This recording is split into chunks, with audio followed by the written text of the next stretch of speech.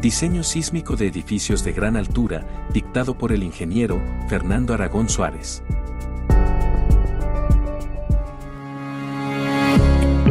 Bienvenidos a Seico.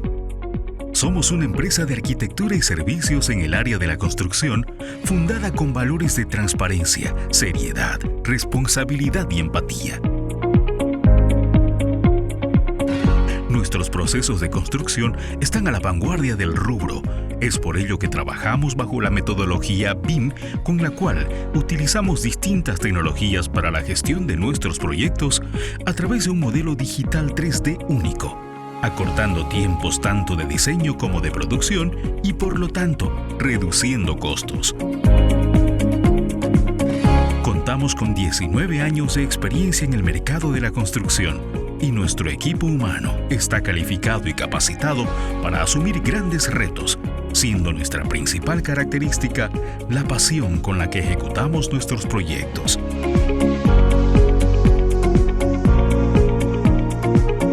Es así que día a día aportamos al desarrollo arquitectónico de Santa Cruz, generando fuentes de empleo, innovando en el sector de la construcción y, lo más importante, convirtiendo el sueño de nuestros clientes en una firme realidad. Constructora Seico. Hacemos de sus proyectos grandes obras.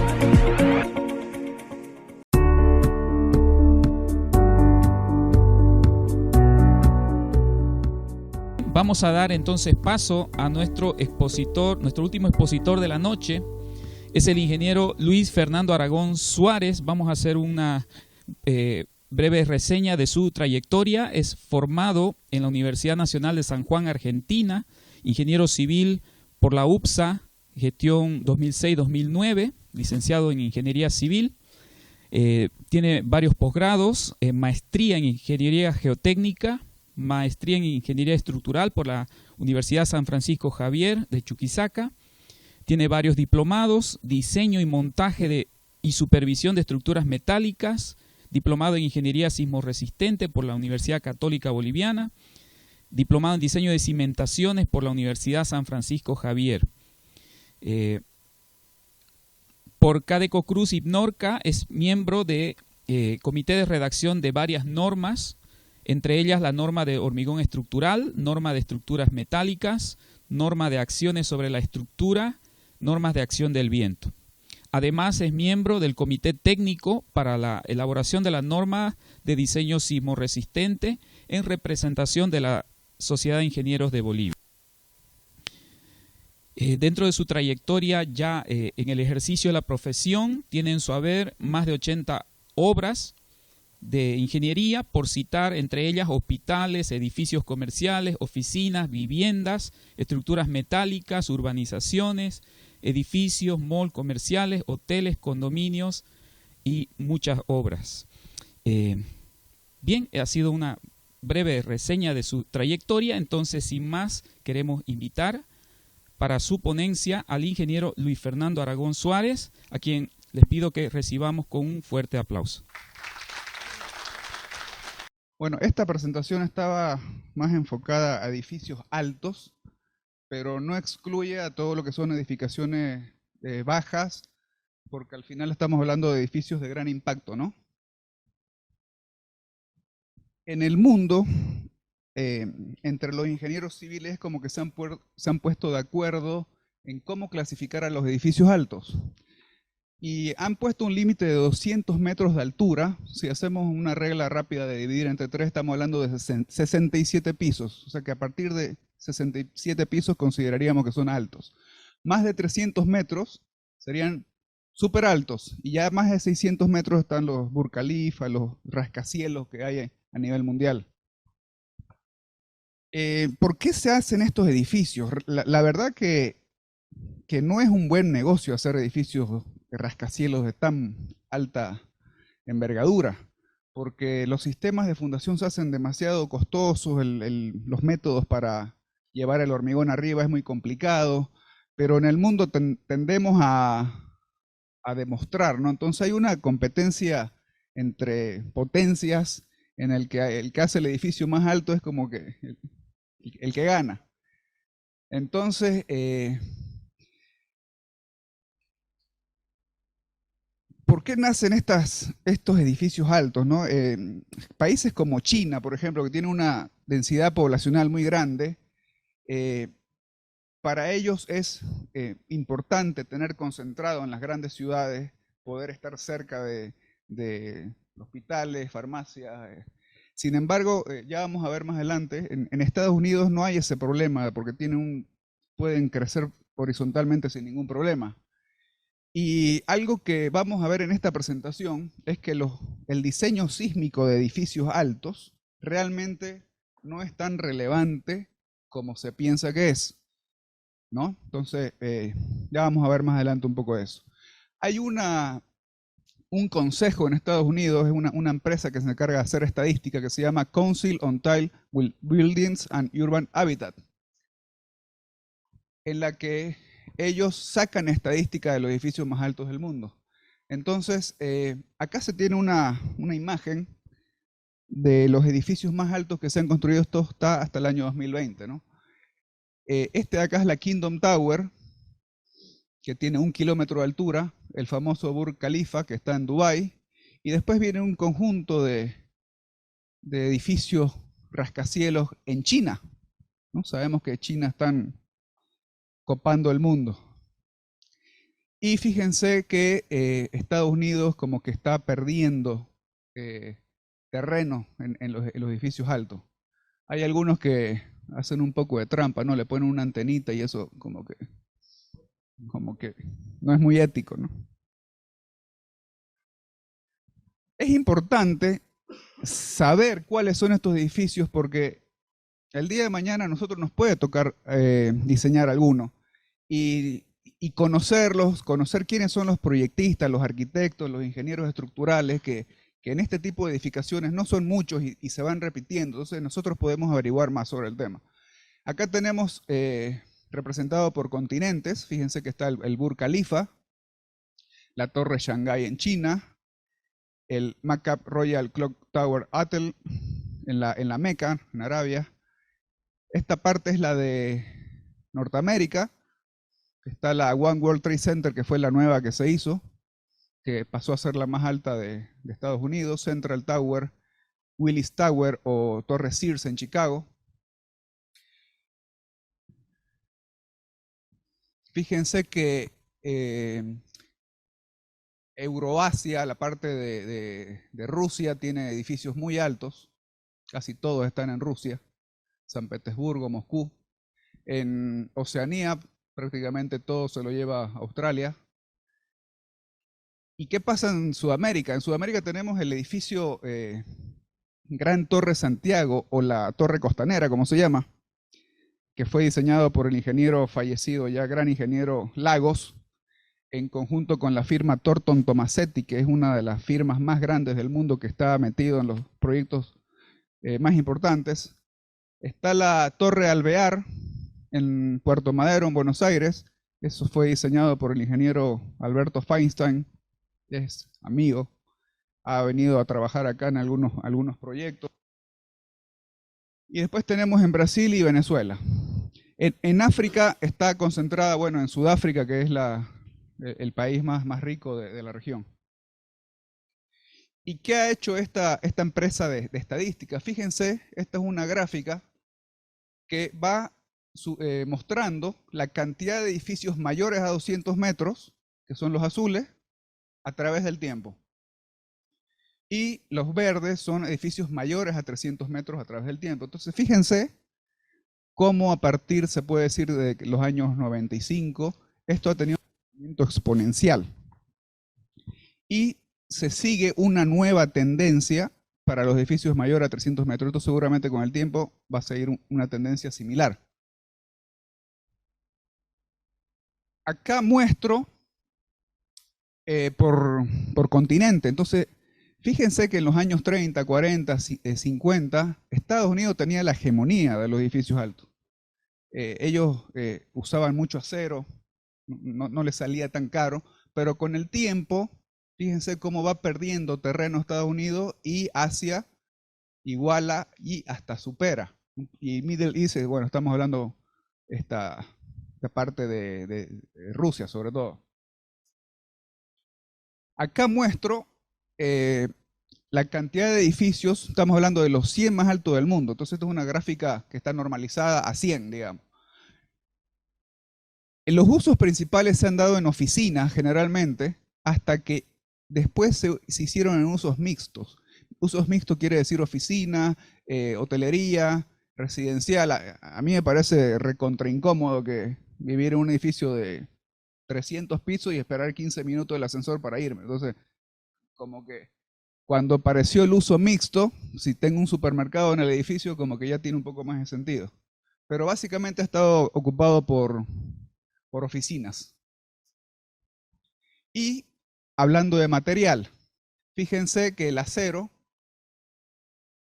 como era todo acero al comienzo, y después el hormigón, a medida que ha sido perfeccionado, evolucionado con el uso de aditivos, técnicas de bombeo, el hormigón cada vez más tiene mayor influencia, y también el uso de hormigón y acero compuesto, ¿no? Que tiene grandes beneficios.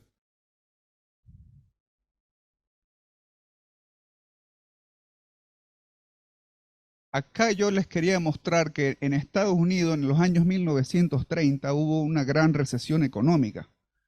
Y hay un dicho que dice que en las peores crisis surgen a veces los mejores negocios. Entonces, en esos momentos, cuando la mano de obra baja, aprovechan la gente inmobiliaria de grandes riquezas para seguir creciendo. Entonces los ricos cada vez se hacen más ricos y los pobres cada vez se hacen más pobres. Este es un edificio que me gusta mostrar mucho, que está en la Ciudad de México. ¿Por qué me gusta? Porque México tiene las peores condiciones que puede tener una edificación. Tienen suelos malísimos y tienen sismos fuertes. Y este fue el primer edificio de altura, tiene 47 pisos, se llama la Torre Latinoamericana, el primer edificio en altura que ha sido el más alto del mundo en zona sísmica. ¿Qué tiene de especial este edificio? Este edificio fue diseñado por el profesor Sebart, que es una eminencia en el ámbito de la geotecnia, con muchos conocimientos estructurales. Sebart ha sido pupilo del ingeniero Newmark. Newmark es padre de la ingeniería sísmica, profesor de la Universidad de Urbana-Champaign en Chicago. Y este edificio ha sufrido grandes terremotos. Uno muy grande en el 57, después tuvo uno en el 62, el sismo de México en el 85 y el último en el 2017, y este edificio nunca tuvo ningún problema. A este edificio lo instrumentaron en la base y en la parte superior, y a media cuadra del edificio hay una estación con sismógrafos, y en los sismos, ¿qué se han dado cuenta? De que la aceleración medida en el edificio es bastante menor que la medida en la calle. Entonces, esto nos da una idea de que realmente las aceleraciones en edificios muy altos son menores de las que uno espera. Ya vamos a ver por qué.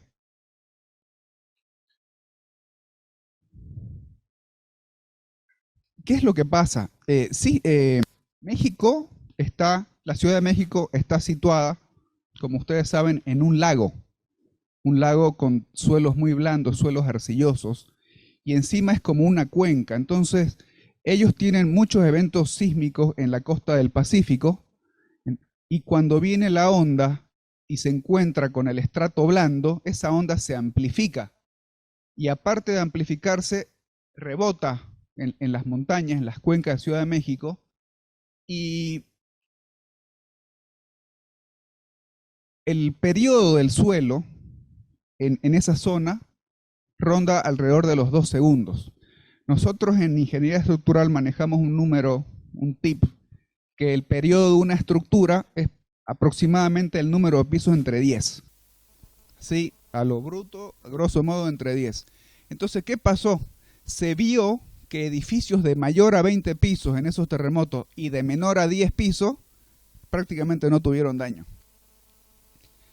Y esto tiene sentido, porque todos ustedes acá conocen el fenómeno de resonancia. Entonces, si el edificio entra en resonancia con el periodo del suelo, los desplazamientos cada vez son mayores. Imaginen una hamaca que nosotros empujamos a la misma frecuencia con la que vuelve, la hamaca cada vez se va a ir más. Eso es el fenómeno de resonancia. Entonces, es muy importante conocer el periodo del suelo, que es algo que acá no tenemos tan bien estudiado. Comentar que el profesor Sebart tuvo un alumno que fue profesor mío en la maestría de geotecnia que se llama Luis Garza, y entre ellos diseñaron un sistema de integración suelo-estructura muy interesante, en la que la matriz de rigidez de la estructura la ampliaron con los parámetros geotécnicos. Entonces ellos inventaron un programa que es como un plugin que se le añade al SAP 2000, en los que hace una interacción suelo-estructura real, en la que se le pone los parámetros de compresibilidad del suelo, se le ponen las cargas últimas de plastificación y se calcula un asentamiento con la rigidez de toda la estructura. Entonces es un proceso iterativo donde se calcula un asentamiento, se verifica la deformación de la estructura y si esos están lejos, se vuelve a iterar hasta que ese valor converge hasta un número que nosotros digamos.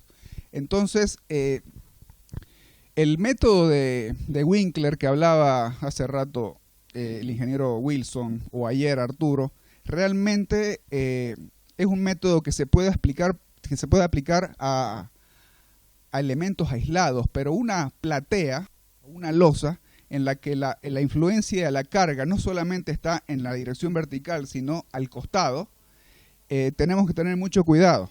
El coeficiente de balasto no es una propiedad intrínseca del suelo. El coeficiente de balasto es una relación carga-deformación que no tiene una forma constante. Eso depende del nivel de carga que le llega.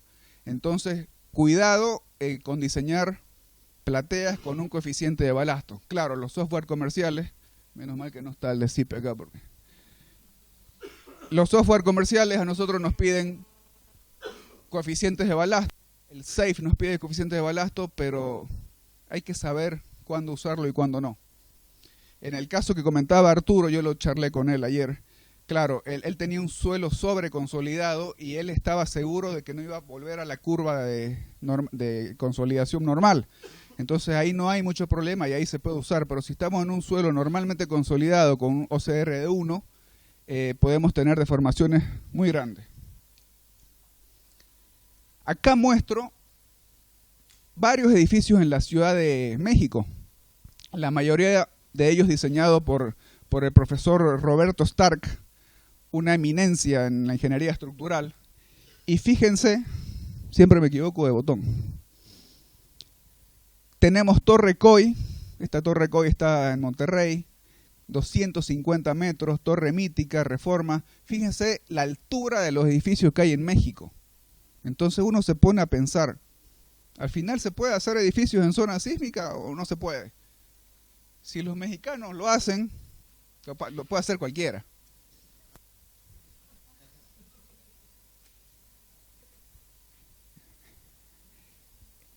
Entonces, ¿qué es lo que pasa acá? Acá voy a hacer una pequeña diferencia entre lo que es Monterrey y Ciudad de México. Monterrey está más al norte. Monterrey tiene suelo bueno y tiene poco sismo. En Monterrey hay más viento que sismo. Entonces, ¿cómo son los sistemas estructurales en Monterrey? Son casi todos de hormigón armado, netamente. Sin embargo, en Ciudad de México hay muchas combinaciones de acero con hormigón para reducir peso y que la cimentación sea económicamente viable. Acá está la Torre Rice, casi 400 metros, Reforma Colón, muchísimos edificios en México muy altos. Y quiero hacer un énfasis en el uso de losas postensadas, porque también hay otro gran mito en el mundo, acá en Bolivia, sobre todo en la ciudad de La Paz. Hay una vieja guardia de ingenieros que no les gustan las losas postensadas. Y la verdad que estos edificios acá son con losas postensadas. Entonces, las losas postensadas no tienen la obligación de resistir cargas laterales, no tienen la rigidez para resistir cargas laterales. nosotros tenemos que proveer al sistema una estructura para resistir cargas laterales que no son las losas. Y eso se logra a través de muros de corte, núcleos de ascensor, diagonales, arriostramiento. Vamos a ver más adelante los sistemas estructurales. Pero las losas postensadas se usan en México, se usan en Brasil, se usan en Estados Unidos por algo. Así que yo soy amante, por si acaso, de las losas postensadas.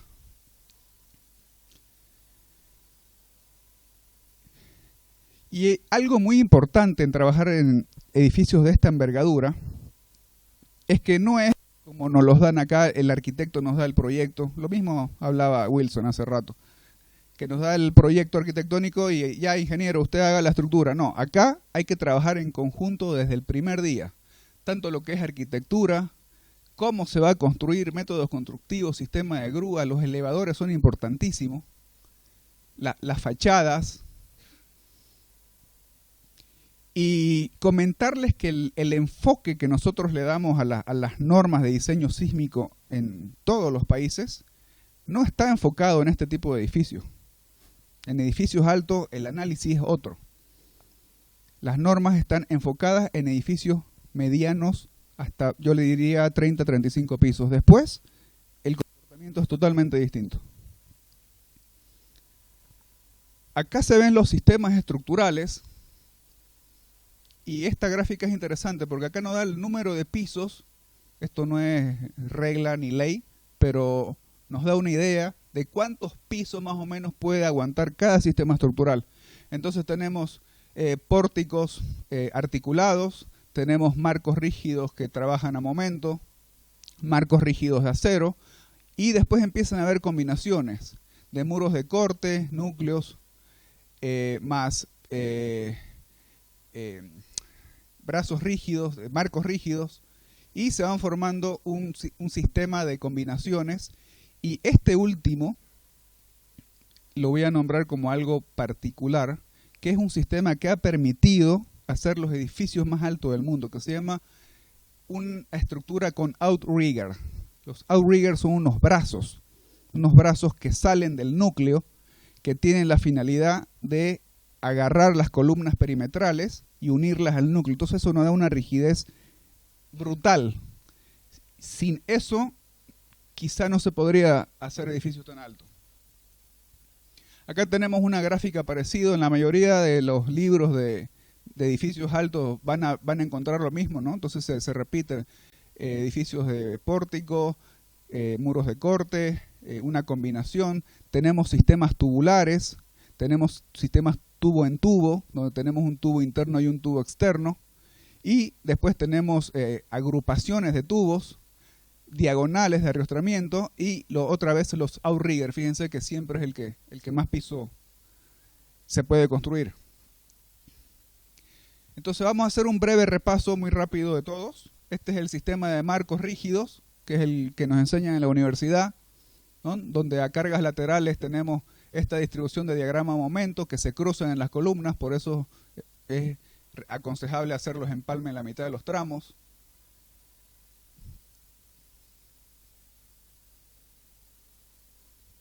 Tenemos pórticos arriostrados con diagonales. Esto en nuestro medio probablemente no lo veamos en muchos años porque el acero acá es muy caro, pero es un sistema muy eficiente para resistir cargas laterales. Entonces tenemos estas diagonales que pueden estar aplicadas en tramos aislados o en toda la fachada. Y esas diagonales pueden tener distintas formas, en una dirección, en X, no se olviden que los sismos son reversibles. Tenemos sistemas chevron que son en B invertida, y tenemos sistemas de diagonales con disipadores de energía en el medio. ¿Por qué existe este sistema estructural? Que es interesantísimo. ¿Cuál es la finalidad de estos sistemas para disipar energía sísmica? Es que se plastifiquen las vigas y no las columnas. En una estructura pueden fallar las vigas, pueden haber redistribución de esfuerzos, pero una columna no puede fallar. Entonces, estas conexiones se diseñan por capacidad. No es el diseño típico en la que nosotros agarramos las solicitaciones y dimensionamos. Nosotros dimensionamos por la capacidad de los elementos estructurales, donde la capacidad de la conexión que es una conexión rígida de momento, tiene que ser bastante superior a la capacidad de este elemento fusible. Acá tenemos algunas estructuras en el mundo con diagonales que la verdad que se ven muy bonitas. Tenemos los muros de corte, shear walls. Este es un sistema muy usado en nuestro medio. Y en las gráficas anteriores vimos que alcanzamos tranquilamente 35, 40 pisos sin ningún problema, en la que tenemos muros de corte y losas planas. Fíjense acá, los muros de corte pueden ser en cruz, pueden ser núcleo, podemos tener muros de corte en las esquinas, siempre tratando de hacer simetría. No hay nada mejor que en la ingeniería estructural que la simetría. En Chile utilizan muchísimo este sistema de muros, sus tabiquerías internas son de muros de hormigón, porque ellos, con tanto sismo que tiene, están pasando del diseño por desempeño, voy a hablar de esto un poco más adelante, a un diseño por resiliencia, en el que la resiliencia, ¿qué significa? Recuperarse rápido de algo. Entonces, ellos con tanto sismo y tantas catástrofes que han tenido, han visto que es mejor acercarse más al rango elástico de diseño para que después los costos de reparación sean muchísimo más accesibles. Después tenemos el sistema de muros acoplados, en la que a los muros o a los núcleos les añadimos unas vigas de conexión. El edificio de la Torre de las Brisas del Banco de Mercantil tiene este sistema, que es muy eficiente. El problema es que es difícil construirlo, porque tenemos una congestión de acero muy grande en estas diagonales, que son para absorber estas fuerzas de tracción y compresión. Entonces es un método constructivo complicado, con mucha congestión de acero, pero que nos da una gran rigidez. Tenemos los sistemas duales, que son también muy buenos y podemos lograr muchos pisos, donde tenemos muros de corte combinado con pórticos, ¿no? Acá están los muros de corte y acá se le añade vigas o pórticos. El edificio del World Trade Center tiene este sistema. World Trade Center del Urubó. Tenemos sistemas tubo en tubo. Sistema tubo en tubo es un sistema muy eficiente, en el que tenemos un tubo exterior que puede o no tener elementos frame, vigas, y un tubo interno. Un ejemplo de este sistema son las torres Petronas, las torres gemelas Petronas de Kuala Lumpur en Malasia, donde ese edificio ha sido por mucho tiempo también el más alto del mundo y tiene un hermoso puente entre los pisos 40, es un puente que tiene 60 metros, hermoso, hermoso, que funciona como un arco triarticulado, y en estas conexiones obviamente eso no puede estar fijo. Entonces eso le da la posibilidad de que los edificios tengan movimientos diferenciales y el arco vaya rotando sin sufrir esfuerzos muy grandes en estas conexiones que están separadas. Así que, bueno, a mí me tocó estudiarlo, ya lo van a ver por qué.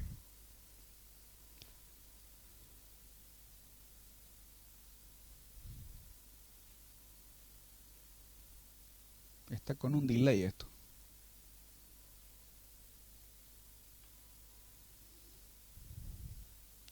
Ahí está el sistema estructural que se aplicó en Kuala Lumpur. Se han hecho modelos de elementos finitos en ETAPS y ahí pueden ver, ¿no?, todo un tubo interno, un núcleo, con columnas espaciadas no tan grandes en la periferia.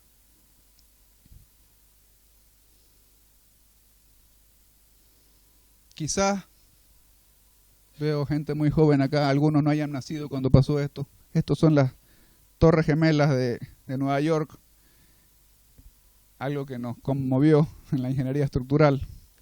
Tenemos un sistema tubular, no es tubo en tubo, pero tiene un sistema de columnas muy apegadas en la periferia y un núcleo donde sí tenemos algunos pórticos con vigas, y todo este espacio era libre con unas losas que eran metálicas con una carpeta de hormigón, que es las losas mixtas.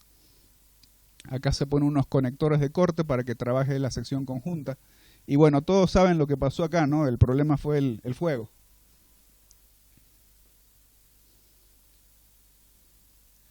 Ahí estoy yo hace 6 meses más o menos, ¿no? no ha envejecido mucho.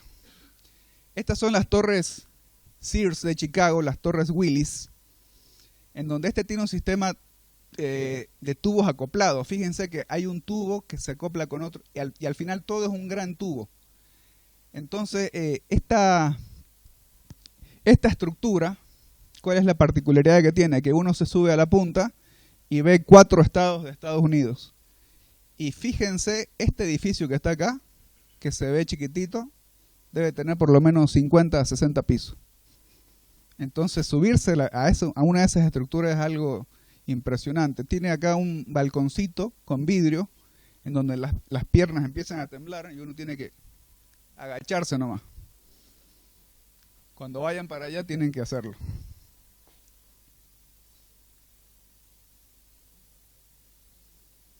Hay un sistema que está cobrando mucha fuerza en el mundo que es moderno, que se llama diagrid, que son grillas diagonales.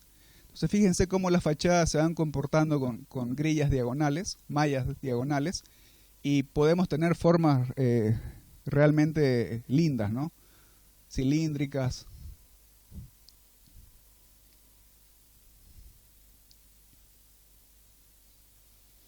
Tenemos el sistema de megamarcos o megacolumnas, megavigas. Fíjense, acá tenemos una gran celosía de hormigón. Acá tenemos otra cercha tremenda con columnas de gran tamaño. Esta es la China Sun Tower.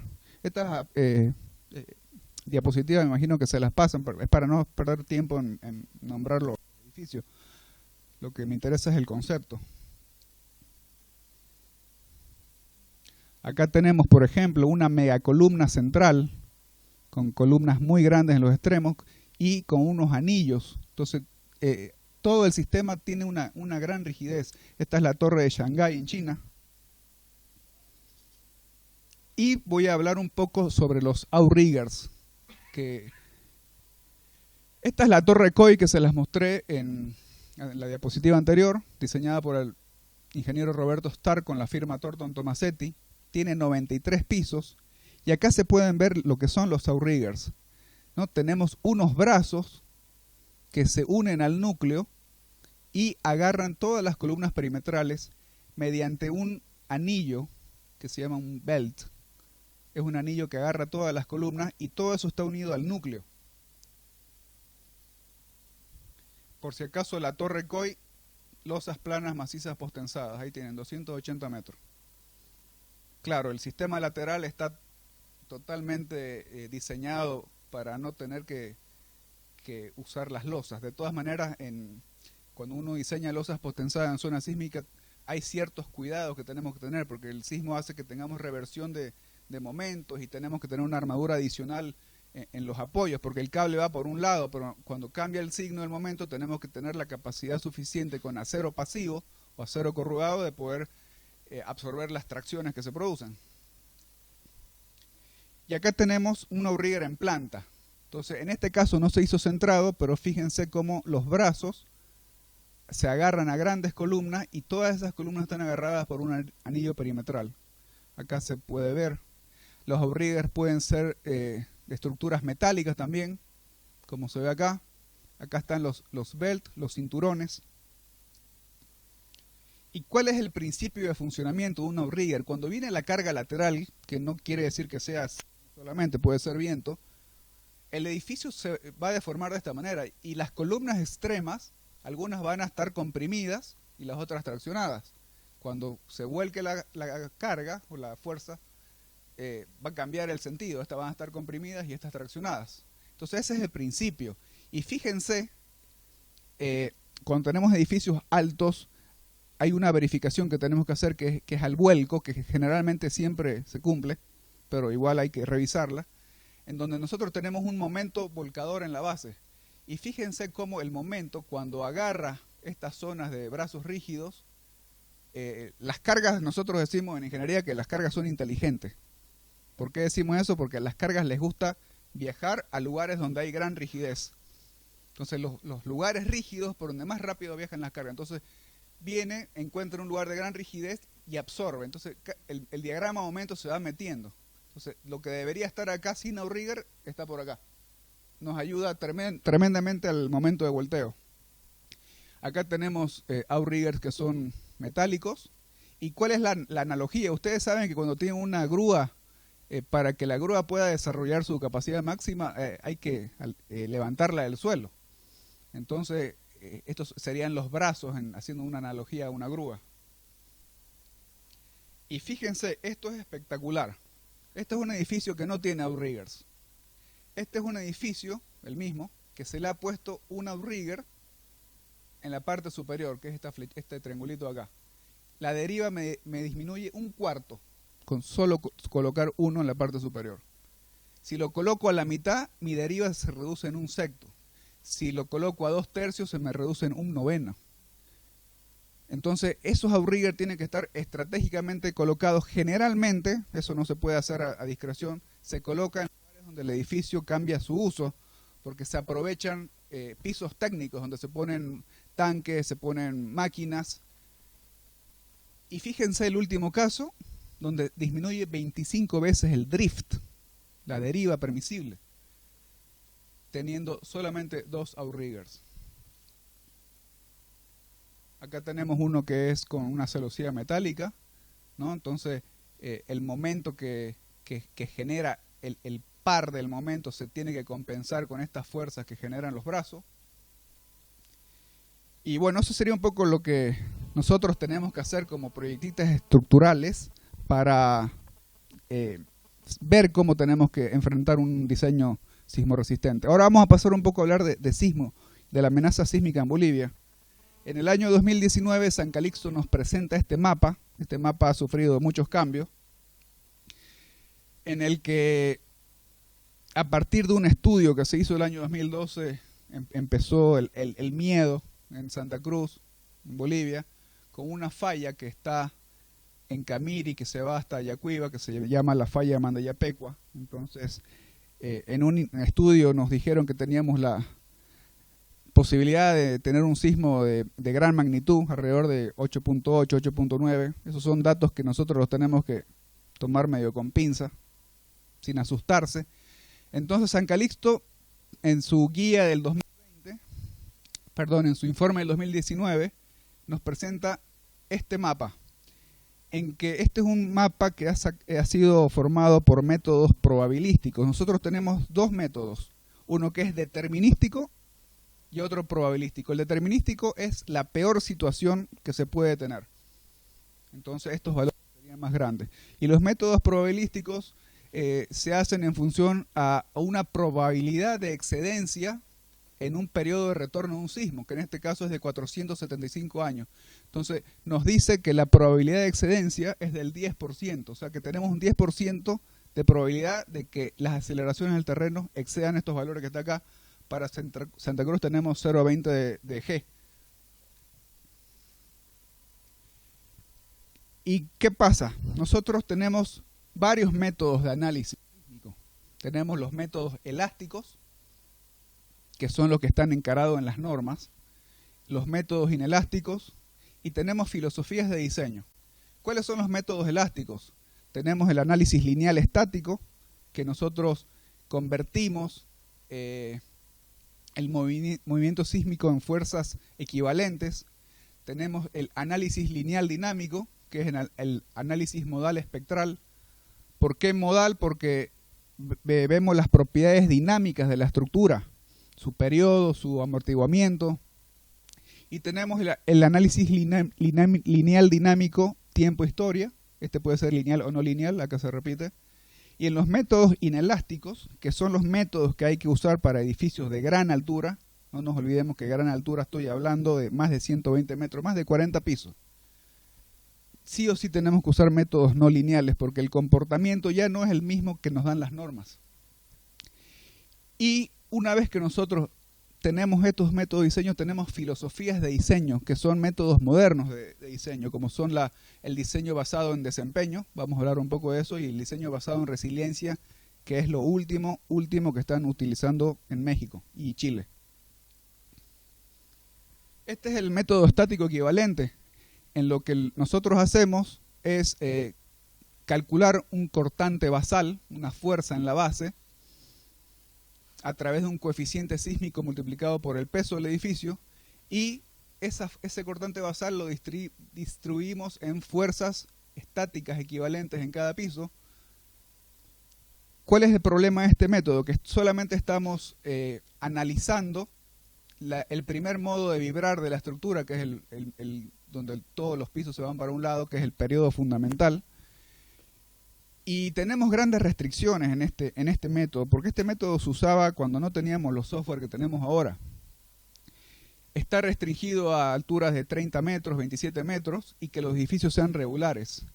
Grandes discusiones ahí en la norma era de una vez eliminar este método, porque los colegas de otros países que han sido muy amables con nosotros, nos han ayudado muchísimo.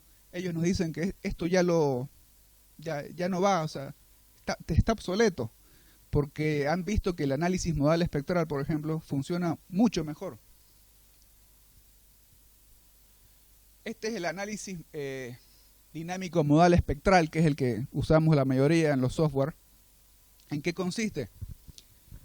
Consiste en medir un sismo. Nosotros tenemos acá varios sistemas de un grado de libertad, cada uno con un periodo característico. Entonces analizamos la respuesta de estos sistemas ante distintos sísmicos, para un sismo vemos lo que pasa con el sistema de un periodo, por ejemplo, y anotamos la respuesta máxima.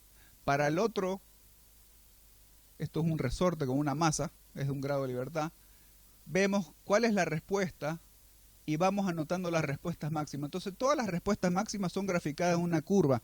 Así obtenemos el espectro de respuesta que es para cada sismo. Eso en teoría se tiene que hacer para muchos sismos. Ahí tenemos el azul es uno, el naranja es otro. Y esto es lo que no tenemos en Bolivia. No tenemos estos datos. Y si tenemos, los tenemos más en la paz, no tanto en el oriente. Y luego, ¿qué es lo que hacemos para poder diseñar? Agarramos una envolvente que esté por encima de todos los valores y le llamamos espectro de diseño elástico. Así estamos diseñando. ¿Qué pasa con ese espectro de diseño elástico? Si este espectro lo han hecho con mediciones de La Paz, que tiene una fuente sismogénica de subducción de la placa de Nazca, pero a Santa Cruz esos sismos por la pendiente de la inclinación de la placa nos van a llegar a profundidades mayores a 700 kilómetros, que ya consideramos muy profundo. Entonces no tiene sentido que Santa Cruz diseñemos con mesetas tan grandes, porque tenemos otra fuente sismogénica que son los sismos corticales, que son sismos que hacen realmente daño porque son poco profundos, que los tenemos acá en la cordillera oriental, la zona de Postrer Valle, en toda esa zona. Entonces, una primera observación a la norma puede ser, ¿por qué estamos enseñando con eso si los sismos corticales bajan más rápido? Ya lo vamos a charlar en el taller el día sábado. Volviendo a los edificios altos, yo les dije que una fórmula aproximada es el número de pisos entre 10. Si yo tengo un edificio de 70 pisos, su periodo es 6 segundos, 7 segundos. ¿A qué le llamamos periodo? Al tiempo que tiene una estructura en ir y volver a su punto de equilibrio. Entonces es lógico que mientras más grande es la estructura, su periodo va a ser mayor. Y fíjense que entonces, si estamos en ese caso, el periodo fundamental de la estructura, que es el que tiene periodo más alto, caemos en esta zona. Es la zona descendente del espectro. Entonces, la fuerza sísmica, porque acá están aceleraciones y por las leyes de Newton, la aceleración multiplicada por la masa nos van a dar fuerzas equivalentes, que son las que vamos a aplicar en el centro de gravedad de las losas. Entonces, fíjense que la demanda sísmica para este tipo de estructuras es realmente baja. El problema que puede haber es que no solamente tenemos el primer modo de vibración, tenemos modos superiores, que pueden ser modos torsionales, en el que si ellos movilizan un porcentaje grande de masa, esos modos superiores pueden caer en la parte alta del espectro, en la meseta. Entonces, si hay gran porcentaje de masa que se mueve, estos modos superiores pueden traer problemas. Y esto lo vamos a ver en los análisis no lineales, no en esto.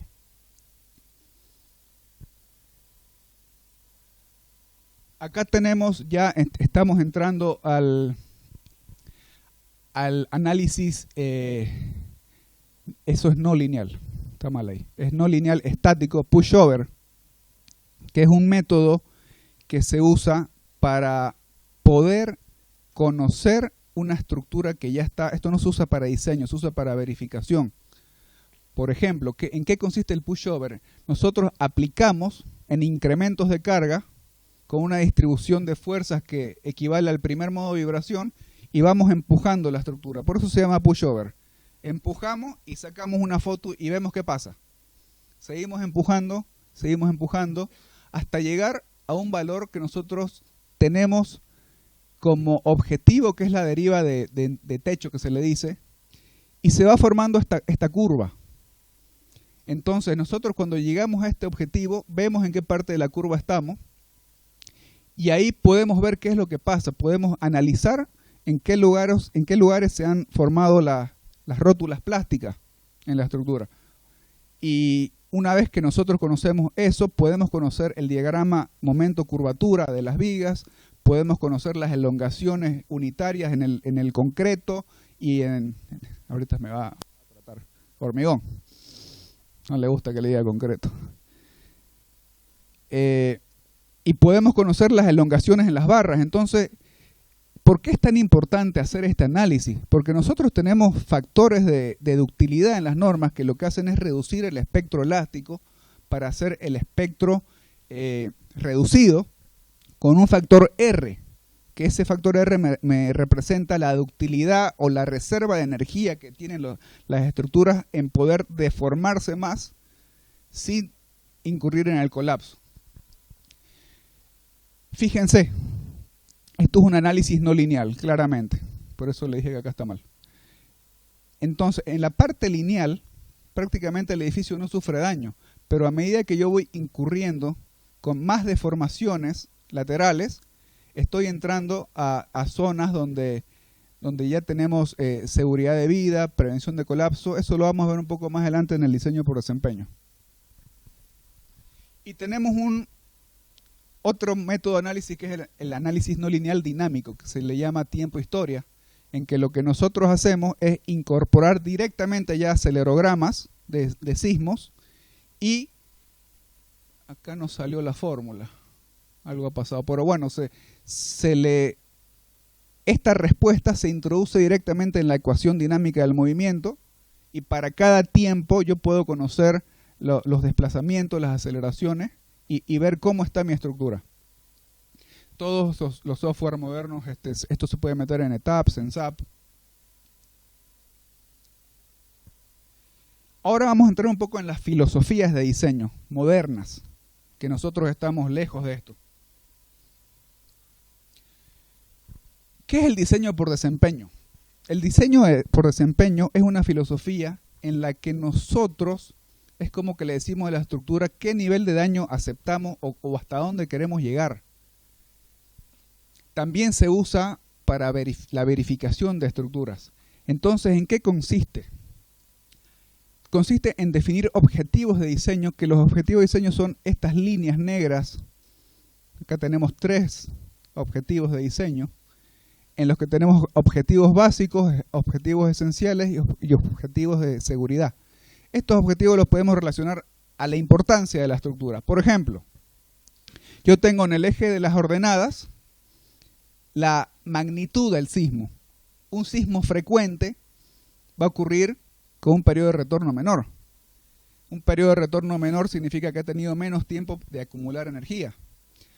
Y vamos subiendo, un sismo ocasional cada 72 años, un sismo raro 475 años y un sismo muy raro casi 1000 años. Y en las X tenemos los niveles de desempeño. ¿Cuáles son los niveles de desempeño? Full operacional. Un hospital, cuando hay un sismo, tiene que quedar full operacional. No podemos darnos el lujo que se caiga o deje de servir porque la gente se va a ir a atender ahí. Tenemos operacionales, se nos puede, acá había una fotito, se nos puede cortar la luz y eso va a seguir funcionando, ¿no? puede salvar vidas. El diseño, el nivel de Life Security está por acá. Fíjense que todavía tenemos una pequeña reserva. Y tenemos un último punto donde el daño es muy alto, que tenemos en X el damage, el daño, en donde estamos muy cerca del colapso. Entonces, diseñar acá es muy peligroso. Diseñar acá para Bolivia, con todas las incertidumbres que tenemos, me parece que no estamos, menos ahorita, ¿no?, para estar gastando plata en cosas que no sabemos. Entonces yo creo que en el futuro, cuando estemos a niveles de desempeño, deberíamos en Bolivia estar pensando en esta zona.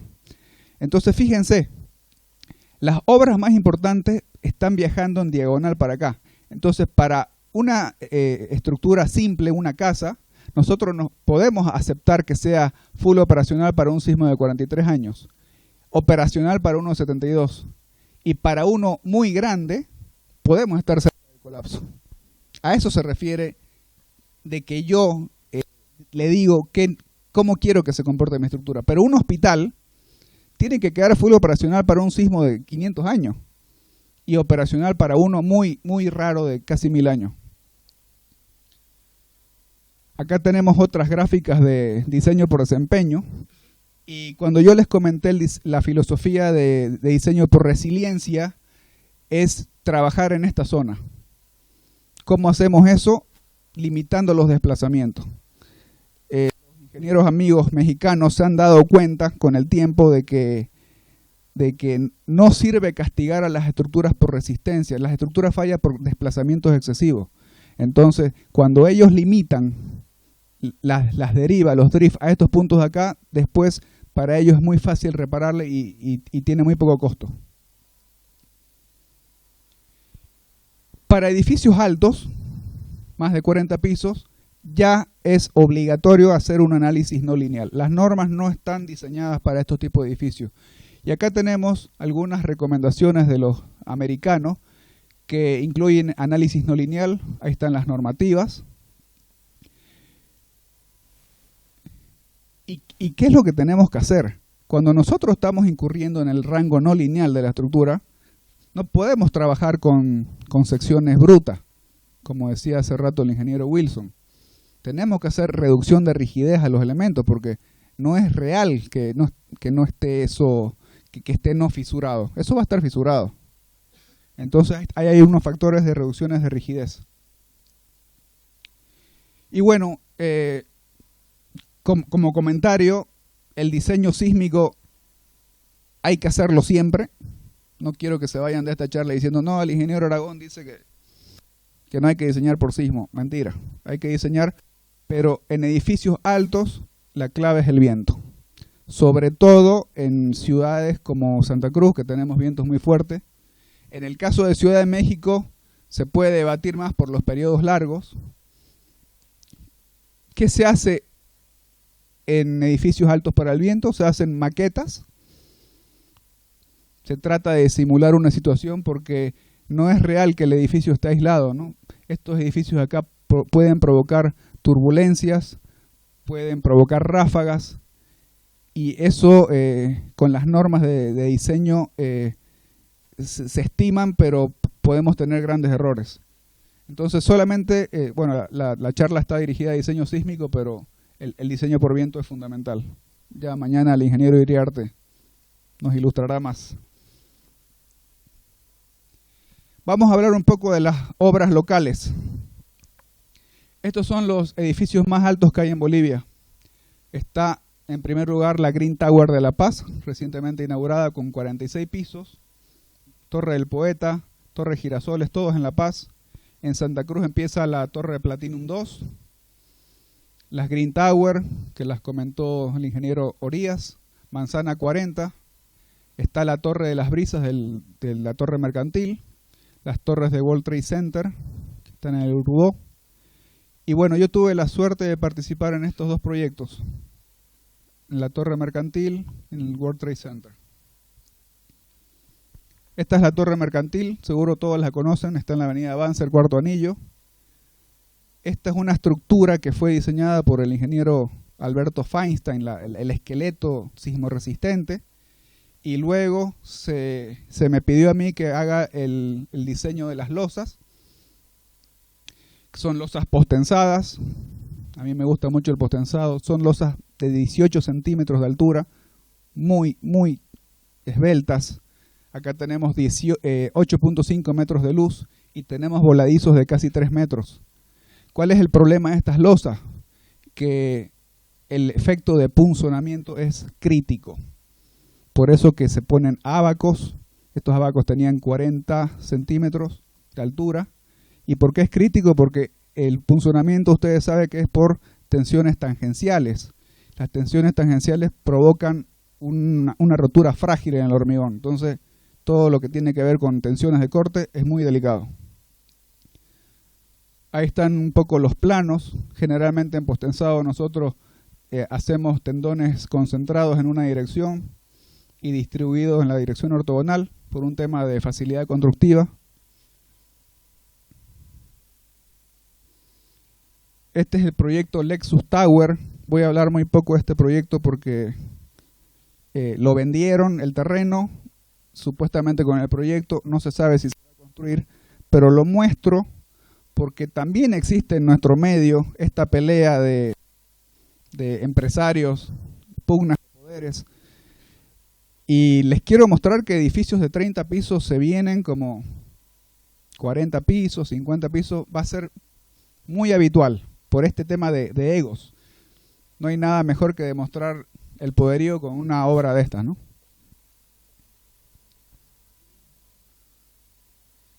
Este es un edificio de impacto, no es muy alto, pero tiene una gran esbeltez.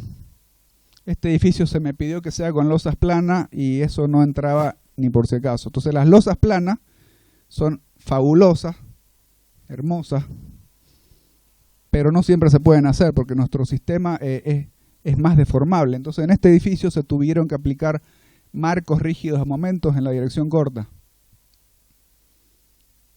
Este edificio está en Tercer Anillo Canal Isuto. Cuando vean un palito por allá, ese es. Acá tenemos otro edificio esbelto, muy esbelto. Acá habían dos, esto está en la calle, en la avenida Beni. Había dos edificios que tapaban el viento, entonces yo me quedé un poco más tranquilo. Tiene una fachada inclinada. Acá hay que tener mucho cuidado en el detallado, en las transiciones. Y fíjense, losas planas. ¿A costo de qué? De que tengamos grandes columnas en la dirección débil para poder resistir las deformaciones laterales. Acá tenemos el edificio de Curupau Isuto. Este es un edificio de 23 niveles, también con losas planas postensadas, como ven las bandas en una dirección. ¿Qué tiene interesante este edificio? Bueno, que tiene luces grandes, pero en la entrada tiene un voladizo de 7 metros, que acá se puede apreciar, con 45 centímetros de espesor, algo que en hormigón armado no se puede hacer. Para mí no es solución darle una contraflecha de 5 centímetros a una estructura, porque eso va a bajar, pero estoy forzándola.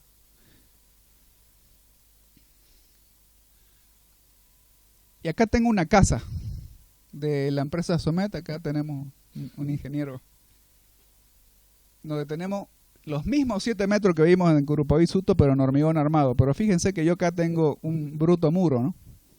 Entonces, cuando es hormigón armado, hay que recurrir a trampa. Ahí está el muro. Lo bonito de esto fue que el modelo me daba 3 milímetros de deformación y cuando lo medimos estaba en 3, así que punto para sí, pero yo quería ver si me podían regalar una licencia, pero creo que ya se fueron. Les puede pasar el dato igual, ¿no? Este es el edificio del Banco Ganadero que está en ejecución en este momento. ¿Qué tiene de particular el edificio del Banco Ganadero? Que se diseñó con la guía del 2020. Y si ustedes pueden ver acá, no sé si la luz permite, tiene apeos de columnas. Algo que no digo que esté prohibido, pero que no es una muy buena práctica en ingeniería sísmica. pero cuando el cliente te dice quiero así, vos le tenés que decir, bueno, porque si no se van con otro. Entonces, ¿cómo encaramos este problema? La guía de diseño sísmico nos daba unos factores de reducción cuando tenemos discontinuidad en sistemas resistentes que iban directamente a afectar el coeficiente R de utilidad. ¿Qué pasa si nosotros reducimos R? Mi aceleración se mayora. Entonces se castiga a la resistencia de la estructura. ¿Qué es lo que estamos cambiando en la nueva norma de diseño sísmico? Que nosotros no tenemos que penalizar la resistencia. Al hablar de resistencia estoy hablando de diseño por estado límite último. Tenemos que penalizar las rigideces, porque lo que hace fallar las estructuras son los desplazamientos excesivos. Entonces, en la nueva norma lo que estamos haciendo es aplicar un factor FIT, que es 1 menos una sumatoria de irregularidades, en donde esto va a ir a penalizar a las derivas. La distorsión debe ser modificada por el factor de irregularidad FIT. Entonces, creo que estamos haciendo algo inteligente, porque los especialistas nos dicen, vayan por este camino, y es lo que estamos tratando de hacer. No pudimos ganar todas las batallas en las peleas en La Paz, pero algunas hemos ganado. Estas son las torres de World Trade Center, las deben conocer, están en el Urubó. Están paradas hace algunos años, creo que hubieron algunos problemitas ahí, no estoy muy enterado. Este proyecto se diseñó en ETAPS y en CIPE. Todos los proyectos que yo le mostré de las grandes obras han sido diseñados en ETAPS. Eso nos da una idea de que realmente el ETAPS es un software usado a nivel mundial. El CIPE es excelente. Yo siempre les voy a aconsejar a los estudiantes de que un programa estructural no hace un ingeniero. Ustedes tienen que saber siempre lo que hace un software. No digo que puedan resolver una matriz de 40 por 40, pero por lo menos tienen que entender el procedimiento. ¿Qué tenía este edificio? Tenía 3 puentes en los pisos 19, 20 y 21, en donde fue por eso que me metí a estudiar las Torres Petronas de Kuala Lumpur. Quise aplicar un sistema también articulado. La buena noticia para mí es que este puente ya no se hizo y yo pude dormir un poquito más tranquilo. Los puentes de abajo siguen estando, estos de acá. Esta es la planta del World Trade Center. Tenemos un gran núcleo y tenemos columnas. Es muy simétrico el edificio. Ahora, acá están las cargas. Las cargas amarillas son las cargas de muro. A mí particularmente me gusta colocar las cargas lineales de los muros. Hay muchos colegas que prefieren colocar una carga superficial porque dicen que la tabiquería es móvil. Sin embargo, cuando nosotros tenemos concentración de cargas de mampostería, que es una carga importante en la estructura, cerca de una columna y el edificio se repite muchos pisos, los valores que pongamos por metro cuadrado pueden estar por debajo de lo que se coloca con cargas lineales. Así que cuidado con eso. Esta es la memoria de cálculo del sismo. Se utilizó un factor de R de 5 al ponerle vigas, pues en un comienzo era plano, después salió de que World Trade Center no aceptaba losas planas por el sismo. La cuestión es que se le puso vigas, se pudo subir el factor de utilidad, nos redujo la fuerza sísmica y con eso tuvimos valores menores. Pero esto de aumentar la utilidad no es gratis. Nosotros tenemos que detallar las estructuras para llegar a esa utilidad. Y eso es más mano de obra, es más acero en las uniones. Este edificio tiene 30 pisos. Fíjense, el periodo fundamental aproximado le puse casi 3 segundos. Este es el espectro elástico de aceleraciones. En ese momento no había salido la guía y yo me basé en un manual de un ingeniero paseño llamado Patrick Putnam, que tenía valores razonables porque él adoptó la norma peruana modificando algunas cosas, entonces daba valores razonables, que no es lo que está pasando ahora con las últimas normas. Acá se ve que el 30% de participación de masa está en la parte descendente del espectro. Entonces es lo que yo le decía al comienzo. Ya para este tipo de estructuras, el viento es preponderante sobre el sismo. Acá está el cálculo del cortante basal en las dos direcciones. Y acá están los resultados. Y fíjense, acá tenemos valores de participación modal. O sea, ¿qué quiere decir esto? Estos valores normalizados me dicen cuán traslacional o cuán torsional es la estructura. Y no es deseable que los primeros modos de vibración sean torsionales, porque la torsión es muy dañina para los edificios. Pero ¿qué pasa si yo tengo una fachada de vidrio en la que no puedo poner muros de corte o no puedo poner diagonales metálicas y tengo restringida la altura de las vigas? A mí mucho no me queda por hacer. Entonces, yo tengo que aceptar que mi primer modo sea torsional, pero tengo que satisfacer los parámetros de rigidez y resistencia. O sea, tengo que armarle la estructura para que no falle al corte y tengo que limitar los desplazamientos. Entonces, se puede dar como el diseño por válido. Y esto es lo que estamos viendo acá. Tenemos derivas de entrepiso de 1 entre 191. Estamos por debajo de la deriva límite de ese momento, que estaba alrededor del 12 por 1000. O 1 entre 84, después pasó al 10 por 1000, 1 entre 100, entonces estábamos bien.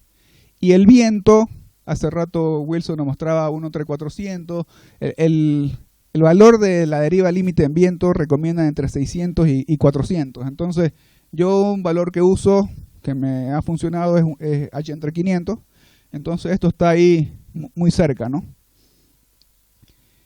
Y para las situaciones sísmicas, esto es ya la deriva de techo, estamos muy por encima de los límites y viento está cerca de 1 entre 500. Entonces esto es un diseño satisfactorio, en donde el viento se acerca más al valor límite que el sismo. Y también podemos ver eso en el diseño por resistencia. Entonces en los tabiques centrales, las combinaciones que gobiernan el diseño son por viento. Viento y sismo no se combinan, así que no hay una combinación que tenga viento y sismo, eso ya sería un cataclismo, ¿no? Este es un proyecto que está en elaboración en este momento, es el Coronado Shopping, que está en el Cuarto Anillo y Roque Coronado. Es un edificio que tiene grandes desafíos. El primero de ellos es que tenemos luces de columnas de 16 metros. 16 metros creo que es la luz más grande que tenemos en Bolivia. No, que yo sepa no hay. Eso está hecho con vigas postensadas, pero las losas intermedias son de hormigón armado, porque claro, en los shopping, dependiendo del cliente, cambia sus usos, abre huecos, pone mezanines, entonces con losas postensadas nosotros no podemos estar picando. ¿Qué otra particularidad tiene este proyecto? Que tenemos 2 sótanos. Realmente en la ciudad de Santa Cruz, yo voy a disentir con el colega de ayer, es muy difícil hacer más de 2 subsuelos en Santa Cruz. Tenemos arenas saturadas, hay muchísimos problemas. Y se han visto la viabilidad técnico-económica de construir 3 subsuelos y el costo es exponencial. Cada vez que nosotros nos metemos más en profundidad, el costo se dispara y muchas veces los proyectos no son viables. Entonces, en este caso, no hay manera de cambiar el proyecto arquitectónico, no se pueden hacer parqueos arriba y se ha decidido tener 2 subsuelos. En esa zona el nivel freático es muy alto. Entonces, ¿qué es lo que está pasando acá? Que la altura del nivel freático está 7 metros por encima de mi losa de subsuelo. 7 metros por encima significa que tengo una carga para arriba de 7 toneladas por metro cuadrado. Para que ustedes se den una idea, nosotros manejamos 1 tonelada por metro cuadrado para piso. Acá tenemos 7. Entonces la presión de agua es muy grande. Entonces con las luces de 16 metros, en estos casos lo que se tiene que hacer es poner cabezales intermedios con pilotes que trabajan a tracción. Esto va a tener muros pantalla con sistema de anclaje. Y una opción que se está analizando este proyecto por el tema de la filtración de agua es hacer una losa piloteada, porque una losa piloteada es más fácil de impermeabilizar. Tenemos productos ahora que son del tipo arcilloso, bentonítico que cuando entra el agua se expande y tapa los agujeros, y eso es mucho más fácil hacerlo con una losa plana. Entonces, ¿cuál es el problema? Que tengo cargas concentradas muy grandes. Estos son dos edificios de 30 pisos, uno es de oficina y otro es de departamento. Y la superficie total de este proyecto es de 250.000 metros cuadrados, que le haría la obra en superficie más grande del país.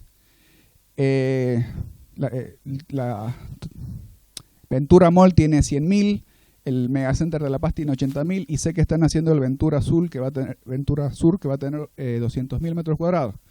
Entonces, esta sería la obra más grande en superficie.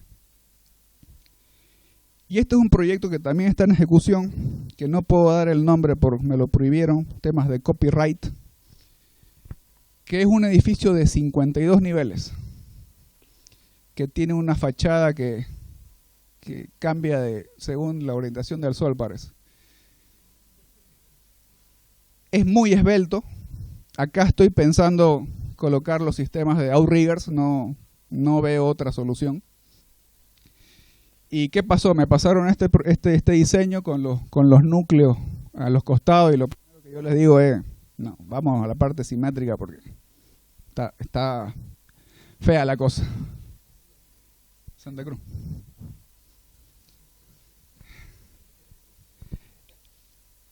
Va a tener 52 niveles, va a pasar al Green Tower de La Paz, va a ser el edificio más alto de Bolivia. Ojalá que se haga porque estamos en época de vaca flaca. Y bueno, ¿se acuerdan de esta gráfica al comienzo? Este que está acá es el Green Tower de La Paz. Estamos un poco rezagados, ¿no? Pero por algo se empieza, dice. Esto tiene 46 pisos.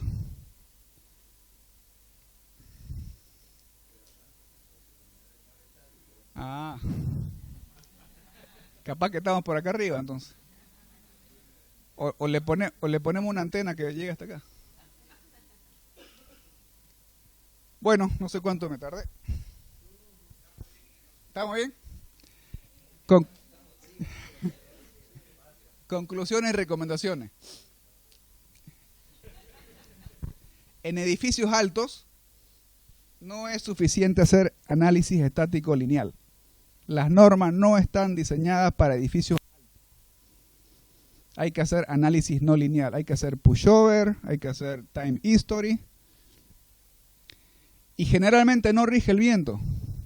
Acá se los remarco de nuevo. Esto no quiere decir que no se tenga que analizar el sismo, porque no solamente el análisis no lineal me va a dar un tema de seguridad, me va a dar un tema de ahorro.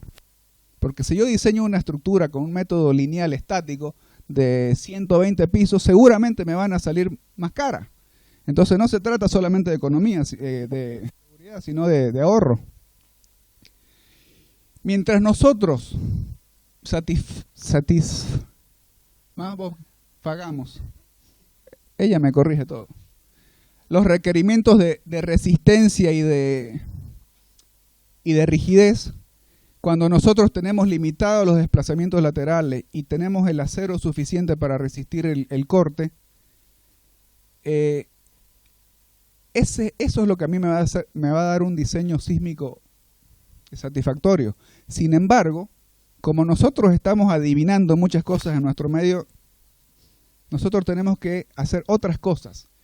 Y estas cosas a mí me parecen más importantes que satisfacer la norma, que son los criterios de los ingenieros, criterios de estructuración.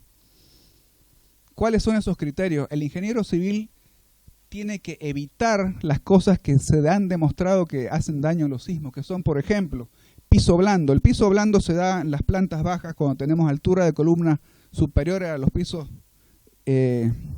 altura de columna más alta que en los pisos superiores, y generalmente no tenemos confinamiento por muros. Entonces vemos que los edificios fallan en su labor más débil, que es la planta baja, la unión de la planta baja con el piso 1. Simetría, la simetría es fundamental. A ustedes seguramente les han hablado del centro de rigidez de la estructura, que es el centro donde se concentra la resistencia, las fuerzas sísmicas, que en realidad no son fuerzas que se aplican a las... El sismo es un movimiento del suelo que produce un movimiento en las columnas y tenemos fuerzas inerciales que tratan de oponerse a ese movimiento. Entonces, en realidad no son fuerzas, es un movimiento del suelo. Y eso nosotros suponemos que está aplicado en el centro de gravedad. Entonces nosotros tenemos que tratar con la simetría de que esos dos puntos sean los más cercanos posibles para evitar los efectos torsionales. El fenómeno de columna corta ha hecho mucho daño. Columna corta es cuando tenemos ventanas que están hasta un cierto nivel con muros y nos queda un tramito de columna que no está confinado. Entonces nosotros tenemos momentos flectores en esa unión que se descomponen en un brazo de palanca muy corto. Entonces esas fuerzas de corte son muy grandes. Entonces estos criterios son fundamentales. Por ejemplo, los apeos de columna, que yo les mostré un proyecto que tiene apeo de columna, pero he tomado los recaudos. Hay que tratar de evitarla. Las columnas resistentes del edificio tienen que hacerlas llegar a la fundación. El detallado es fundamental. Yo no puedo decirle a mi edificio, te voy a reducir el sismo en 5 y detallar como un muro ordinario.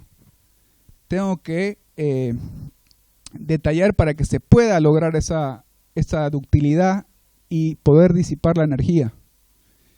Y algo que le digo a los alumnos siempre: sepan calcular todo a mano. Quizás esto es lo más importante de la charla. Ustedes tienen que mirarlo a los software como una gran calculadora que ayuda a hacer el trabajo. Pero el criterio, eso los hace ingenieros. Manejar un software no los hace ingenieros.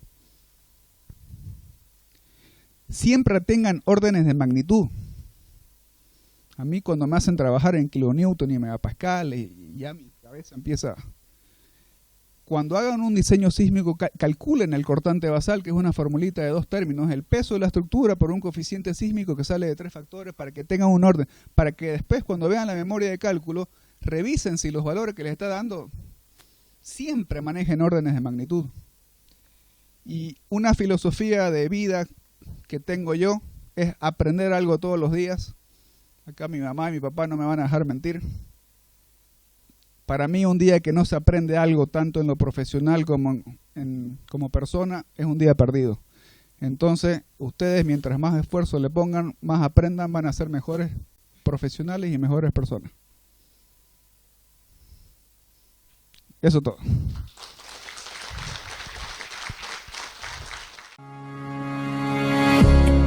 Bienvenidos a Seico. Somos una empresa de arquitectura y servicios en el área de la construcción, fundada con valores de transparencia, seriedad, responsabilidad y empatía. Nuestros procesos de construcción están a la vanguardia del rubro. Es por ello que trabajamos bajo la metodología BIM, con la cual utilizamos distintas tecnologías para la gestión de nuestros proyectos a través de un modelo digital 3D único, acortando tiempos tanto de diseño como de producción y por lo tanto reduciendo costos. Contamos con 19 años de experiencia en el mercado de la construcción y nuestro equipo humano está calificado y capacitado para asumir grandes retos, siendo nuestra principal característica la pasión con la que ejecutamos nuestros proyectos.